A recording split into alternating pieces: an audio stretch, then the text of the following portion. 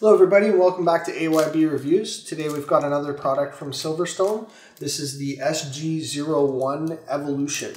Now if you're familiar with the Sugo line of cases, they're micro ATX case or micro ATX motherboard cases, and this particular line, the SG01, it allows you to have a full-size expansion card in there. So we're going to open it up and take a look, and I'll show you what the features of the case are and what the possibilities of a configuration are in there. So as with all Silverstone cases, this one is made completely out of aluminum. All the Silverstone cases are aluminum, kind of like the Lee cases, and they've been on the market for a few years, and they've, as far as I know, always done that. As you can see, the case is very light. I just, with very little effort at all, was able to lift that out of there. And we'll get it out of the styrofoam.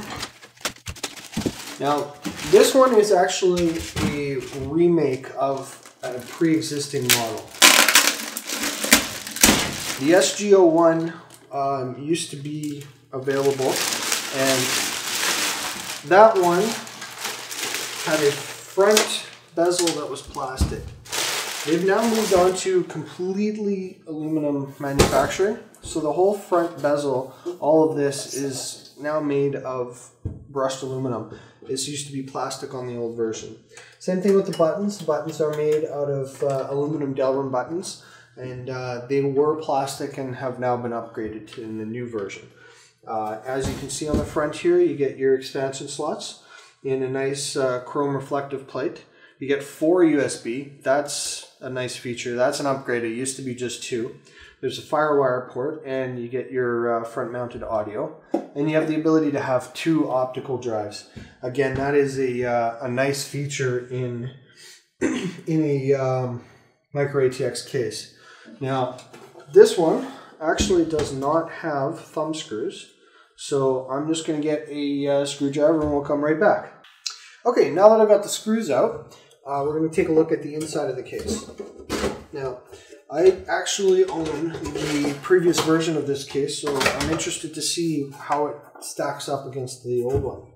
So one thing immediately visible is that the case is made with some windows here. So mine didn't come with any windows. There was an option for a window, but it was much smaller. It was only right here, and it was only on one side. So that's neat that they've supplied these windows. It actually doesn't really add any weight. This is almost featherweight. There's nothing to it really. And each window has 2 sets of vents like this, so it does allow a fair bit of airflow. Also, you'll notice that there's a couple of vents on the top of the case. Those correspond with a couple of fan holes that they've got. They do provide you with 1 fan, and they have the option of adding a second fan. Now this is a very similar setup to what they had in the previous version of the case.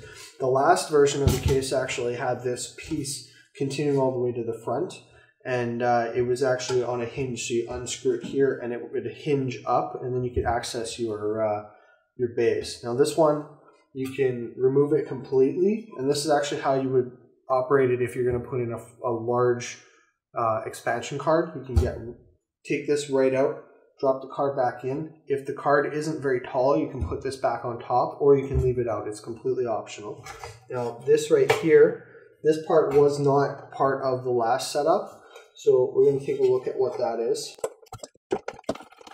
Now again, this piece is something you're going to need to remove if you want to put in a full-size video card, but it does have the slots for 2 hard drives right there. Now there are ways to put the hard drives in the optical bay, so you can get a bay mount here and then put 1 optical drive, and then that frees up all of this right here so that you can have your full-size card. You can get as big as a 7970 into this. It's full length. You can't really get any video cards on the market that don't fit inside this, and that's a beauty of a feature for this small of a case. If you want a nice LAN rig, this is excellent. It's a fantastic case. The last version was, and this one looks like it's just going to be an improvement over all of that. So slide this guy back in here.